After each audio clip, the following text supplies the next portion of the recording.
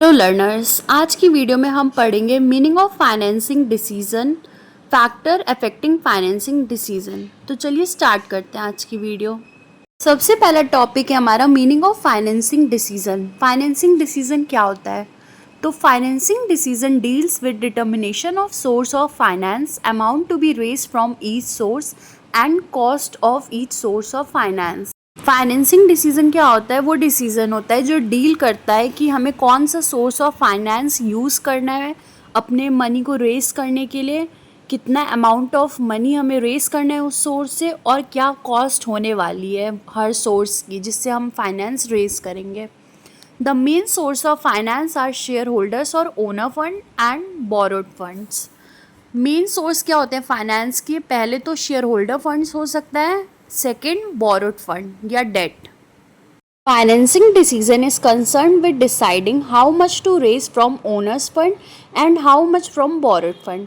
Financing decision में क्या होता है? ये डिसाइड होता है कि कितना मतलब अमाउंट ऑफ फंड हमें ओनर फंड से रेज करना है और कितना अमाउंट हम बोरोड फंड से रेज करेंगे। Both the sources have their own peculiar merits and demerits. दोनों ही सोर्सेज के अपने ही फायदे और नुकसान होते हैं। Borrowed funds are more risky as they involve commitment of fixed interest payment and return of principal amount. On the other hand, owner for the less risky as there is no such commitment regarding payment of dividend or repayment of capital.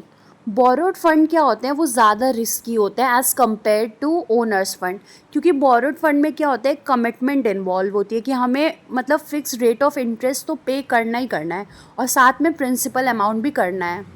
But owner fund में ऐसा नहीं होता है। Owner fund less risky होते हैं क्योंकि उसमें कोई भी कमिटमेंट नहीं होती कि हमें डिविडेंड देना ही है या कैपिटल रीपे करना ही करना है, ऐसा कुछ भी नहीं होता है उसमें। तो बोरोड फंड ज़्यादा रिस्की होती हैं as compare to owner funds.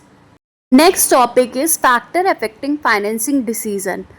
अब कौन कौन से फैक्टर हैं जो अफेक्ट करते हैं फाइनेंसिंग डिसीजन को, कि मतलब हमें ओनर फंड यूज़ करना है या बोरोड फंड या उन दोनों का कॉम्बिनेशन, इसको कौन कौन से फैक्टर अफेक्ट करते हैं? सबसे पहला फैक्टर आ जाता है इसमें cost. The cost of raising fund from different sources is different. Different sources से मतलब रेज करने का कॉस्ट डिफरेंट होता है। फॉर एग्जाम्पल, कॉस्ट ऑफ डेब्ट directly influence the extent of डेब्ट to be use in the capital structure.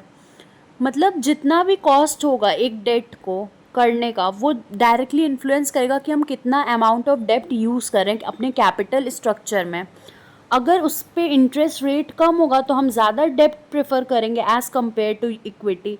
But अगर ज़्यादा कॉस्ट ऑफ डेब्ट होगा तो कंपनी प्रेफर करेगी ज़्यादा इक्विटी लेना क्योंकि वो उसको चीपर पड़ेगा। सिमिलरली रिस्क रिस्क जिस भी मतलब सोर्स ऑफ फाइनेंस से उसको कम रिस्क होगा वो वही प्रेफर करेगा। अगर उसे लगेगा कि ओनर फंड अगर कम रिस्की है तो वो ओनर फंड यूज़ करेगा instead of borrowed fund. Next, flotation cost. Flotation cost refers to the cost involve in issue of securities. Flotation cost क्या होते हैं? वो कॉस्ट होते हैं जो इन्वॉल्व होते हैं इशू ऑफ सिक्योरिटीज़ करने के लिए। For example, under writing commission, brokerage, stamp duty, listing charges etcetera.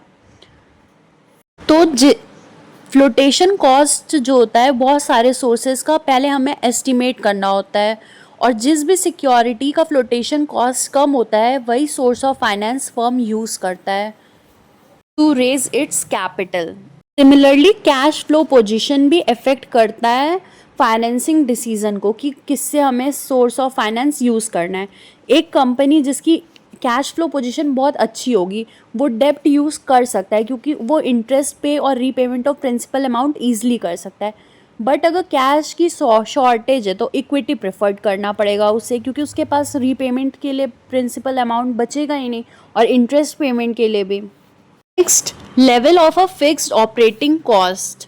Firm with higher level of fixed operating cost like rent, insurance premium, salaries, etc. must prefer owner's fund as interest payment on debt will further add to the cost burden.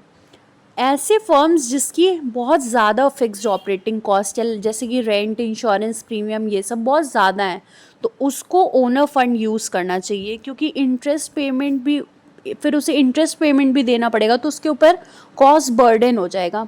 But अगर moderate या फिर लो fixed operating cost है तो firm को borrowed fund ही use करना चाहिए फिर।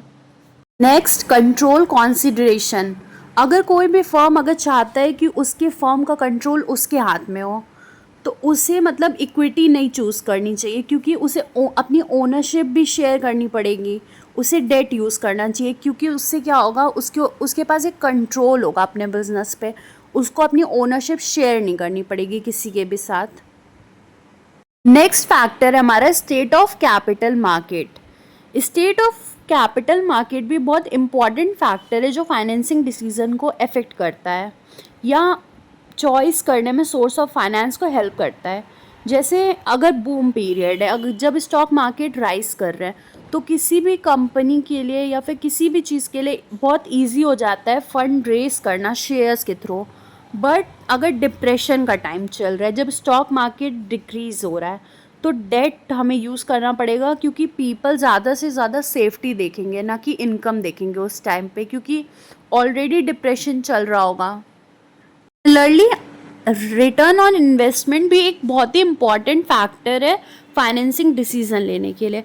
अगर रिटर्न ऑन इन्वेस्टमेंट अगर ज़्यादा है रेट ऑफ इंटरेस्ट से, जो कि हमें डेट पे करना है, तो कंपनी को ज़्यादा डेब्ट यूज़ करना चाहिए as compare to equity. But अगर रिटर्न ऑन इन्वेस्टमेंट कम है इंटरेस्ट रेट से, तो कंपनी को अवॉइड करना चाहिए डेट और ज़्यादा से ज़्यादा इक्विटी कैपिटल के थ्रू अपना फाइनेंस रेस करना चाहिए। टैक्स रेट भी बहुत ही इम्पॉर्टेंट फैक्टर है। अगर टैक्स बहुत ज़्यादा है, अगर टैक्स का रेट बहुत ज़्यादा है, तो कंपनी को डेब्ट यूज़ करना चाहिए अपने सोर्स ऑफ फाइनेंस को रेस करने के लिए।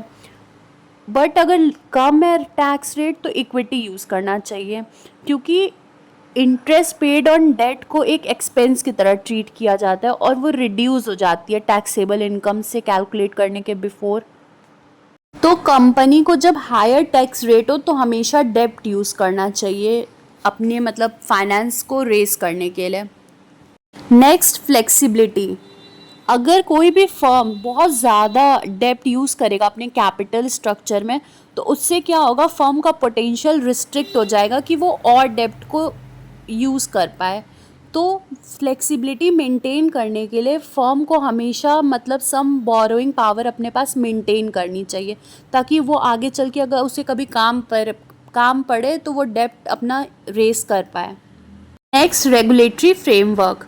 Every company has to operate within a regulatory framework provided by the law. For example, public issue of shares and debenture have to be done as per the guidelines issued by SEBI. Raising fund from bank and other financial institution also require fulfillment of other norm. सारी company जो भी होती है उसको operate करना पड़ता है regulatory framework के अंदर, जो कि लॉ के द्वारा प्रोवाइड किया जाता है। For example, public issue of shares, debenture have to be done as per the guidelines issued by SEBI. तो कंपनी जनरली वो प्रेफर करती है, वो सोर्स ऑफ फाइनेंस को प्रेफर करती है जो कि बहुत ईजी होता है और उसमें कम लीगल और रेगुलेटरी रिक्वायरमेंट्स होती है। तो ये थे कुछ फैक्टर्स जो अफेक्ट करते हैं फाइनेंसिंग डिसीजन को एक फर्म के। Thanks for watching. अगर वीडियो पसंद आया तो do like, subscribe, share and comment. Thank you.